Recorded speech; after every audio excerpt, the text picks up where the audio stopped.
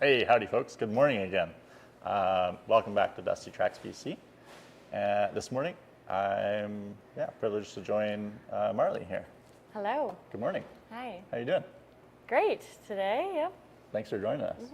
My pleasure. I understand it's your day off. No. No? No, that's okay. No. No days off. No days off, really. Whereabouts are we? So we're in Cranbrook. We're at the Salvation Army right now. This is where Cranbrook Food Recovery operates out of. We share the space with them. And What is Cranbrook Food Recovery? So we operate under Community Connection Society, which is a social enterprise here in Cranbrook. It's a social outreach organization. So they have lots of programs geared towards seniors and young families, and a whole other division that's just focused on food. So Cranbrook Food Recovery was kind of born out of that. Okay. Yeah, we recover food from grocery stores in Cranbrook and link it to other community organizations. That's a super cool program.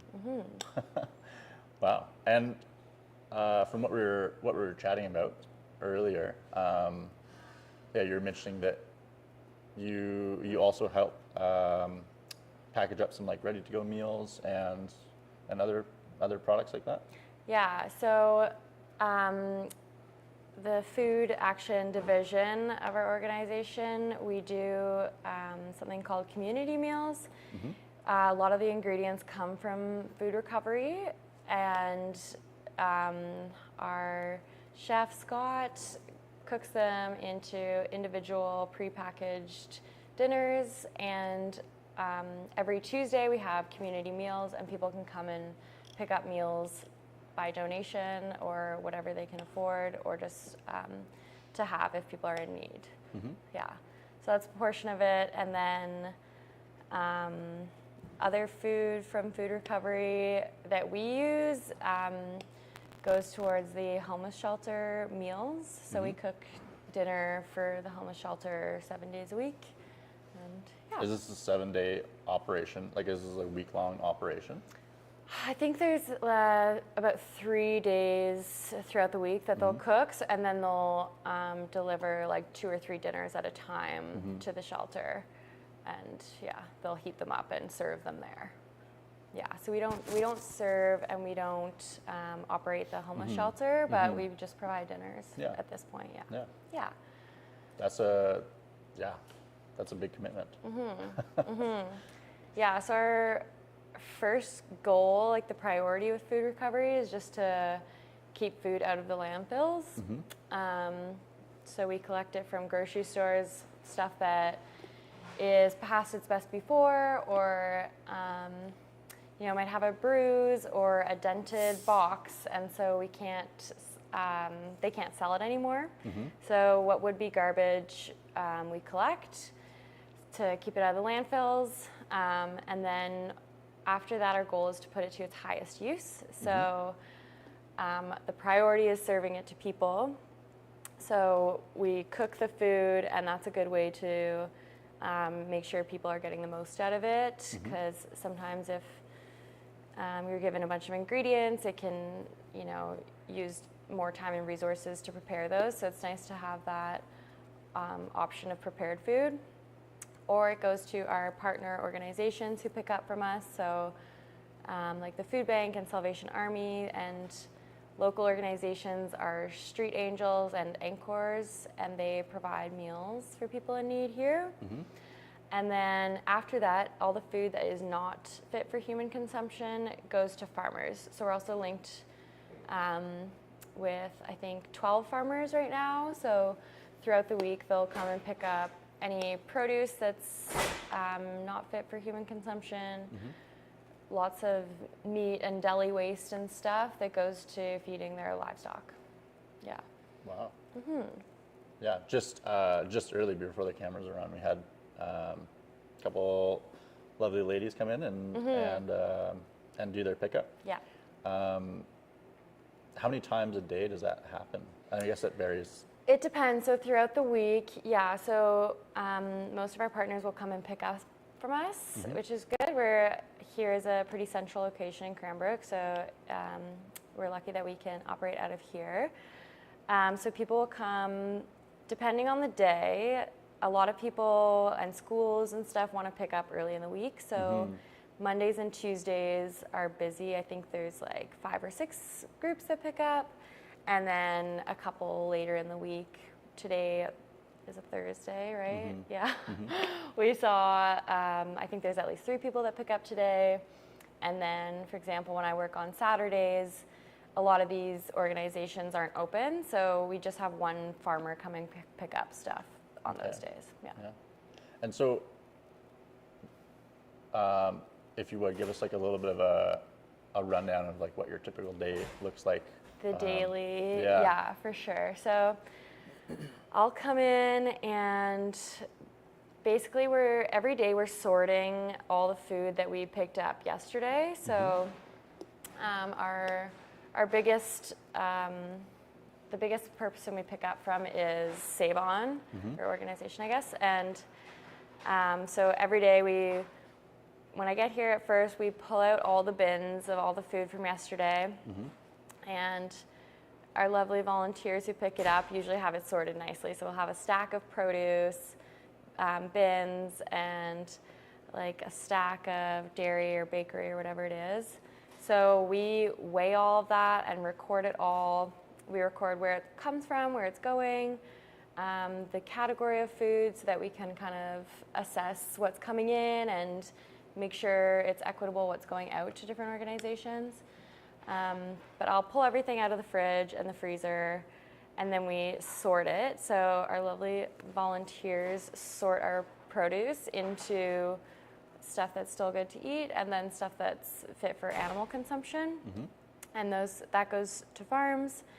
And then with the good produce, we'll sort it out based on who's picking up that day. So we'll try to make boxes of kind of the best things that we have that's appropriate for their organization and how they're using the food. So some organizations can take a lot more raw and whole ingredients, and they'll be cooking meals for people, whereas some clinics and stuff just want grab and go things that people are coming through can just eat on their way or when they're in there.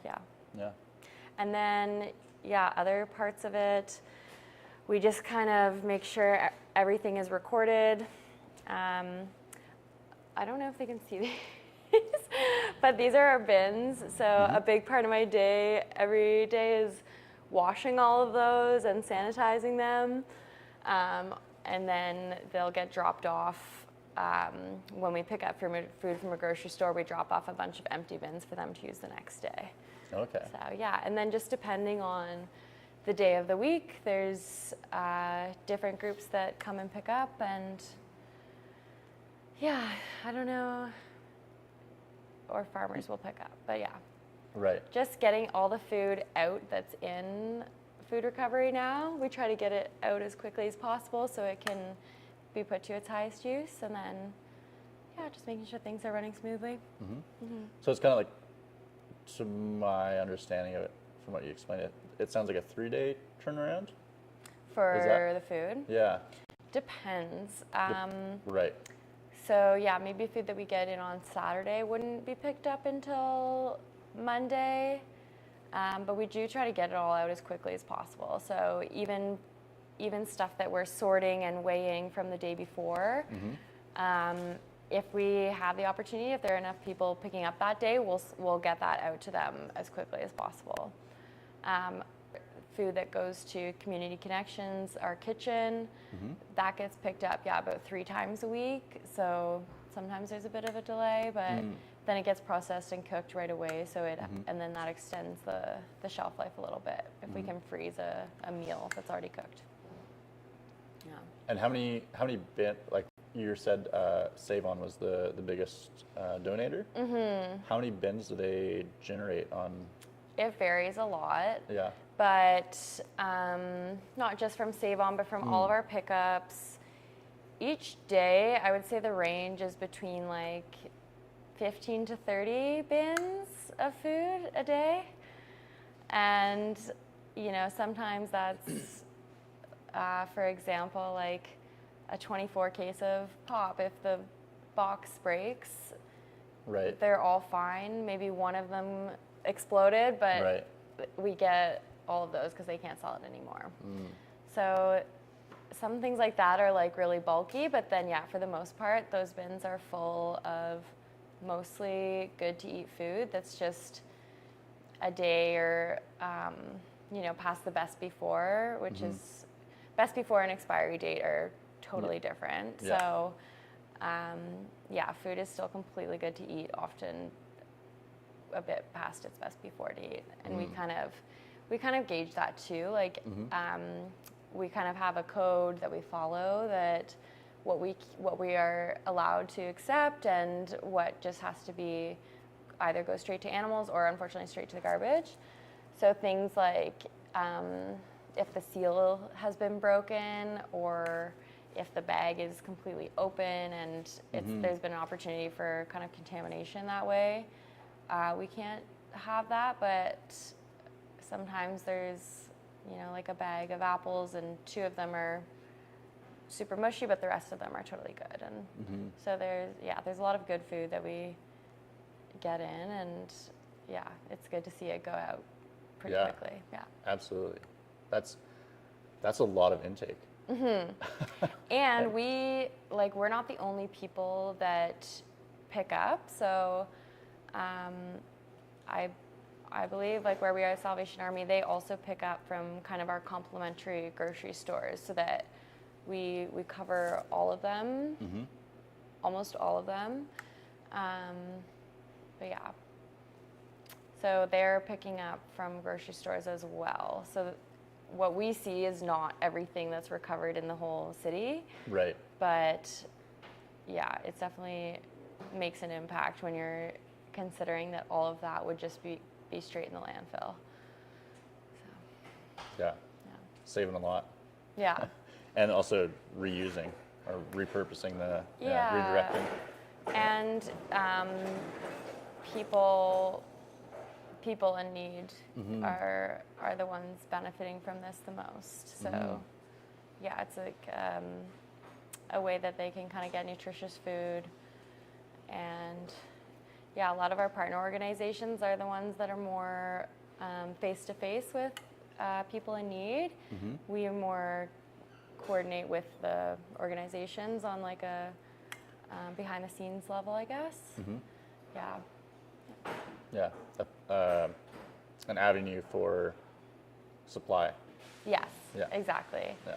Yeah, so sorting it, and, you know, we put in the time to sort it and organize it and get it to the groups that need it.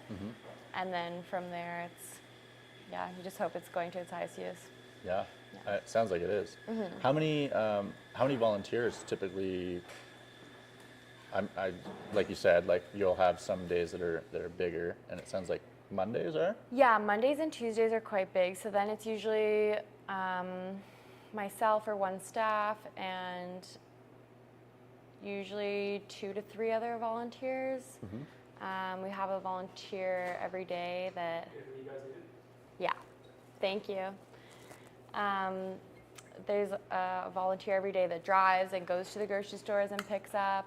And then there's a volunteer every day that sorts produce. And because we pick up every single day and we're always getting this huge intake, we have like a pretty consistent schedule. So people who volunteer are there every single Tuesday or Saturday or whatever it is. But yeah, that consistency and having volunteers that are dedicated and, you know, have this as part of the routine is kind of the only way that it operates. Right. So, yeah. Yeah. Big But- thank you to those volunteers. Yeah, exactly. Shout out Dave. Yeah. Also earlier, we were chatting about a grocer unit that you guys were back east doing some training for, Yeah. and you're receiving soon. Yeah. So hopefully later in March or April, we'll be actually receiving the unit. But my colleague Meredith and I, early in December, we went to Ottawa to get trained and kind of get a tour of this hydroponic unit that we've purchased. So Grocer is the manufacturer. They have these units kind of all over Canada, and it's like a plug and play hydroponic solution. So I studied urban agriculture, but I'm not like an expert hydroponic grower. So it's been really helpful. They like take you through all of the training and show you how to use the unit. And it really is quite simple to operate. It's not foolproof, but everything you need is already there and already set up. So once we get that, we'll be growing about 750 heads of lettuce a week. And that varies based on if you're growing herbs or other greens with different life cycles. But for the most part, yeah, quite a bit of lettuce every week. And that, our plan is to run a social enterprise with that. So selling to grocery stores and institutions. We want to partner with local schools to help them run their lunch program that the government's funding. So schools now have a budget to purchase food for their kids. So yeah, hopefully lots of schools in Cranbrook will have salad bars quite soon. But yeah, so the plan with that is to have an enterprise and sell that lettuce. And then what profits we have from that, we reinvest into our other programs so that we can continue, providing free meals for the community and, continue operating and get a permanent space to operate in. And yeah, so we're excited for that. And then any leftover lettuce from that will be kind of integrated into the streams that we're already getting food to people through. So if we have excess, then it will go to our partner organizations and stuff like that. So yeah. That'd be a huge benefit for this.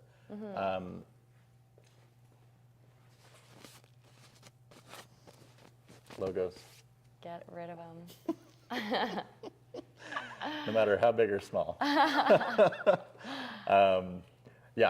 Having another stream of the business, I'm sure that would, because this is a shared building you mentioned with Salvation Army. Yes. Yeah, I'm sure that, and at the moment it seems like, you guys have just carved out a nook of it, but having that elbow room, I imagine, would just... Exactly. And ideally, our food recovery, like where we're sorting everything, would be in the same location as where we're cooking and processing it. So right now there's a bit of back and forth. Luckily we have a refrigerated van, so we're able to transport food no problem. But yeah, having everything kind of consolidated into one space is the end goal for sure. Yeah, saving that little bit of gas driving. Exactly, back and forth. and hopefully having enough space where we can, have room for community members to actually eat into, so that it's kind of the full life cycle of the food, and we can make sure that it is going to its highest use, and not just we send it out in the world with all the best intentions, but we don't see what happens after that. We assume that it's getting eaten and getting put to its highest use, but it would be good to have like a safe space where people can actually eat the food too, if they're in need of that as well. Is that something that's being looked at right now? Is there a potential building? Yes, Sophie and Meredith have been working hard and trying to get grants to kind of get a warehouse space, and From our previous space, we have a lot of the kitchen equipment kind of sitting and ready to go in storage. And yeah, so once we find the right space and secure the funding, yeah, we'll be able to operate out of our own space too, which should be nice, and kind of be able to expand the programs we're doing out of our kitchen and yeah, with our food. So that's super cool. So it's like the dawn is breaking on the horizon. It's not just a horizon. It's like it's happening. It's near. Yeah, it's all happening. Yeah, it's very exciting. So yeah, it's a good time. I've only been working with Community Connections for a few months, but it's a really exciting time because this spring we're going to be launching the urban farm, and yeah, hopefully this year we'll be getting our like a full kitchen space and being able to expand those programs too. So that's yeah, super cool. Lots of exciting things coming. Yeah, and I imagine with that extra room and potentially more intake from the urban farm, I imagine that would go. I mean, once it's established, it would start generating quite quickly. I imagine, yeah, food recovery would probably be looking for more volunteers or more staff. Yeah, and I mean, we're always happy to have volunteers. I know, like, our chef, he'll take volunteers in the kitchen, and because we're cooking for such a big group of people, and yeah, en masse, and we get so much in that we have a lot of, like, chopping to do that.